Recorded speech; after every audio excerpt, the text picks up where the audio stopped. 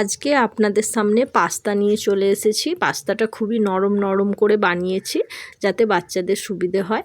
এই যে কড়ার মধ্যে জল দিয়ে দিলাম, লবণ দিয়ে দিলাম, লবণের ওপরে পাস্তাটা দিয়ে ভালো করে পাস্তাটাকে সেদ্ধ করে নেব। দেখুন খুব ভালো করে সেদ্ধ করে নিয়েছি। এবার পাস্তাটার জলটা ঝারিয়ে নেব। জলটা ঝারিয়ে নিয়ে কড়ার মধ্যে পরিমাণ মতো তেল দিয়ে দেবো। তেল দিয়ে কালো জিরে, শুধু জিরে, রসুন কুচি, পেঁয়াজ কুচি দিয়ে ভালো করে নেড়ে নেব।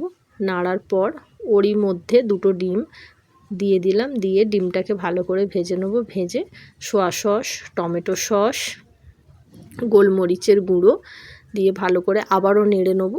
নেড়ে চেড়ে পাস্তাগুলোকে দিয়ে দেবো।